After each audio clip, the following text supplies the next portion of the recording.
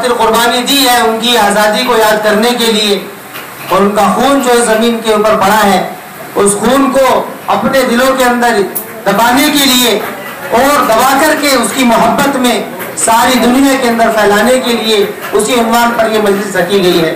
तो वो अपने प्रोग्राम को आगे बढ़ाते हुए अपने एक मेहमान सईद अहमद साहब, मैं उनको दावत देता हूं कि वो आए और आकर के अपने अफकार को और अपने नजरियात को मजमे के सामने रखें। भाई सईद अहमद।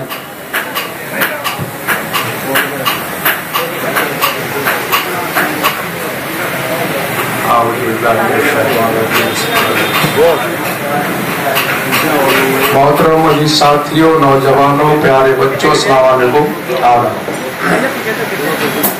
देखिए, आज बहुत बड़ी खुशी का दिन है 15 अगस्त का, क्योंकि आज के दिन हमारा देश भारत आजाद हुआ। और दो त्योहार ऐसे हैं हमारे भारत के जो राष्ट्रीय त्योहार हैं, जो 15 अगस्त और 26 जनवरी, ये हमारे भारत के त्योहार हैं। तो आज हम 15 अगस्त की खुशी में यहाँ पर सभी बैठे हुए हैं और इस देश के अंदर आजादी के वक्त सभी ने कुर्बानियां दी। अगर कोई कहता है कि हमारी एक ही कम्युनिटी ने कुर्बानियां दी तो वो झूठ बोलता है,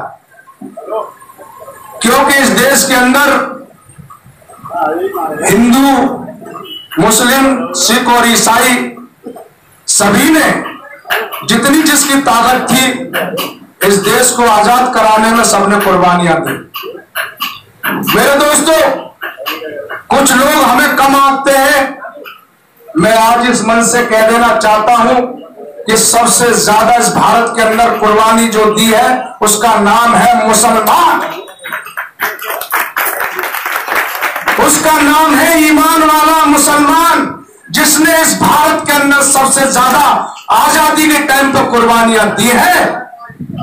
लेकिन आज कुछ चंद लोग हमें कम आंकते हैं। हम इस मंच से कह देना चाहते हैं कि जो हमें कम आंकते हैं, जो तिरछी नजर से देखते हैं, जो हमें पता नहीं क्या क्या कहते हैं, उन लोगों से कह देना चाहते हैं कि जितनी हिस्सेदारी भारत के अंदर तुम्हारी है उतनी हिस्सेदारी भारत के अंदर हमारी भी है। मेरे दोस्तों, हम कहां पीछे रह गए? हम अपने काम में, कारोबार में लगे रहे और ये लोग अपना काम करते रहे, क्योंकि हमने इन चीजों के अंदर भागीदारी नहीं ली, इसलिए हमको दबाया गया। मैं कह देना चाहता हूं पूरे मुर्शिदाबाद के क्षेत्र के लोगों से कि अगर कोई ऐसा वक्त आए तो अपना कीमती टाइम निकाल कर पहुंचना चाहिए, क्योंकि हमें भी दिखाना चाहिए, क्योंकि यहाँ भारत के अंदर सरों को गिना जाता है कि जितने ज्यादा सर होते हैं उतनी ही गिनतियां होती है, लेकिन हम ऐसे कामों में भाग नहीं लेते। मेरे दोस्तों, हमें भाग लेना चाहिए। अगर हम किसी भाई से कहते हैं कि समाज का काम है, हमें वहां चलना चाहिए, 10 मिनट निकालनी चाहिए, तो ये हमारे ही भाई चाय की दुकान पर बैठे रहते हैं, नाई की दुकान पर बैठे रहते हैं और ऐसे बहाने भर लेते हैं कि मेरा भी एक रिश्तेदार निकल के आ गया, भैया अभी में टाइम नहीं है।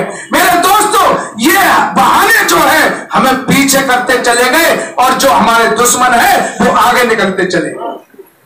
हमें इसके मुकाबले के लिए अपने टाइम भी खर्च करना पड़ेगा, अपना वक्त भी खर्चा करना पड़ेगा, अपना माल भी खर्चा करना पड़ेगा।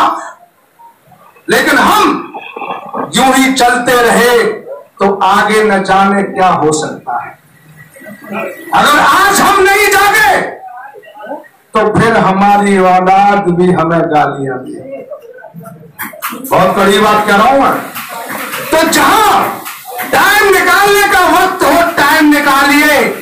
तू ही अगर न चाहे तो बहाने हजार हैं, तू ही अगर न चाहे तो बहाने हजार हैं। और मैं कहता हूं कि अगर तू एक बात दिल पर ले ले तो हजार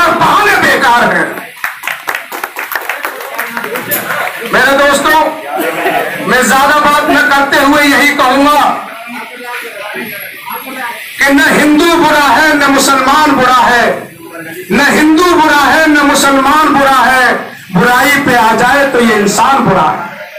मेरे दोस्तों, हमें ऐसे बुरे इंसानों से बचना होगा, उनका मुकाबला करना होगा, उनको समझाना होगा। जितनी हमारी ताकत होगी उसके साथ हमें मुकाबला करना पड़ेगा। कोई बुरा नहीं है, हमें समझाना होगा उसको, और समझ में आए तो जिस तरह वो सामने से आए उसी तरह हमें भी चलना पड़ेगा। समझ लो बात को। मेरे दोस्तों, मैं तो यही कहूंगा कि न मुसलमान को अच्छा कहूंगा, न हिंदू को बुरा कहूंगा, न मुसलमान को अच्छा कहूंगा, न हिंदू को बुरा कहूंगा। सभी रहे यहां मिलजुल कर, यही है मेरी इच्छा। मेरे दोस्तों, ये भारत सभी का है, हिंदू का भी है, मुसलमान का भी है, सिख का भी है, ईसाई का भी है, और हमें सबके साथ मिलकर चलना है। मेरे दोस्तों, आज भी हमें घबराने की जरूरत नहीं है।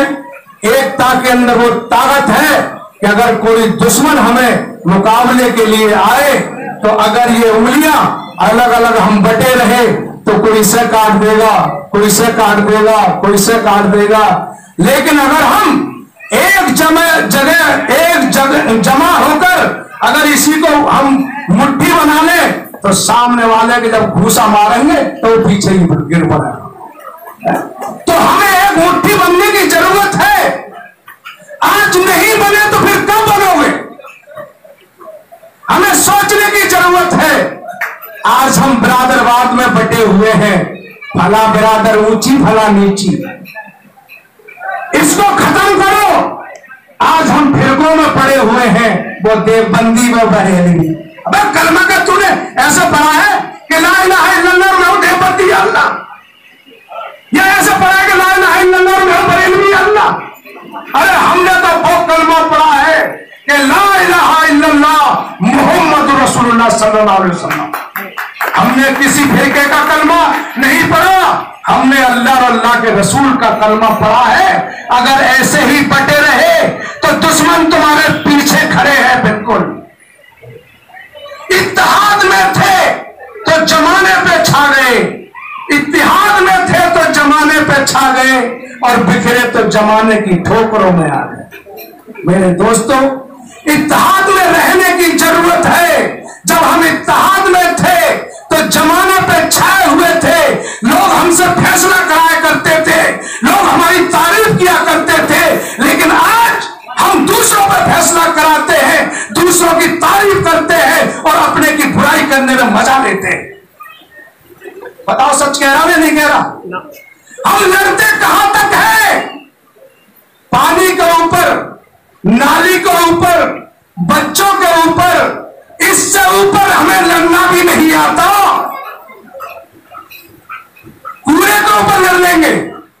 अरे अपने हक और इंसाफ के लिए लड़ना सीखिए कि इसी भारत के अंदर भीमराव अंबेडकर ने तुम्हारे लिए कितना हक रखा है, दलितों के लिए और मुसलमानों के लिए। इसके लिए लड़ना हमें नहीं आता कि अगर कोई हमारे शायद भाई फखरुद्दीन कोई और कह दे चलो भाई जरा 10 मिनट वहां चल रहे, नहीं नहीं नहीं मेरे पास टाइम नहीं है। अरे दहेज लेने में तुझे बहुत टाइम है। लौटने के अगर रिश्ते वाले आ जाए, भैया 5 लाख 10 लाख रुपए लूंगा, है तो दहेज के लिए तेरे में बहुत टाइम है, लेकिन समाज के काम करने के लिए तुझे टाइम नहीं है। मेरे दोस्तों, मैं सच्ची बात कह रहा हूं। कड़वी बात लगे तो मेरे मुंह पे कह देना, मैं पीछे मत करना। तो हम अपने समाज के लिए टाइम निकालें, एकता के लिए टाइम निकालें, और ये फिरका परस्ती खत्म कर दे। हम एक होकर रहे। एकता के अंदर वो बड़ी ताकत है कि अगर दुश्मन भी हमसे आंख मिलाकर बात करे तो हम उससे आंख उठाकर बात करेंगे तो दुश्मन की नजरें नीची हो जाएंगी। मेरे दोस्तों, न घबराओ मुसलमानों, खुदा की शान बाकी है। न घबराओ मुसलमानों, खुदा की शान बाकी है। अभी इस्लाम जिंदा है, अभी कुरान बाकी है। अब भी घबराने की जरूरत नहीं है।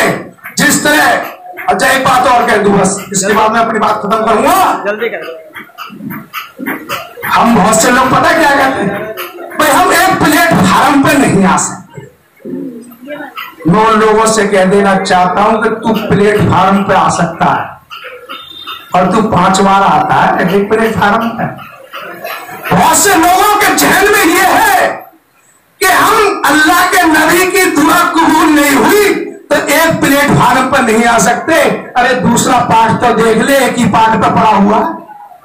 अरे ये मकान की साइड इस पे ही पड़ा हुआ है, दूसरी साइड तो देख ले कि इधर क्या हो रहा है। उधर का दरवाजा बंद है तो इधर का तो खुला हुआ है, इस पे घुस इसमें जाना। भाई हम एक प्लेटफार्म पर नहीं आ सकते। अरे मैं कह देना चाहता हूं तुम 23 घंटे के अंदर एक प्लेटफार्म पर आ सकते हो, 24 तो बाद में।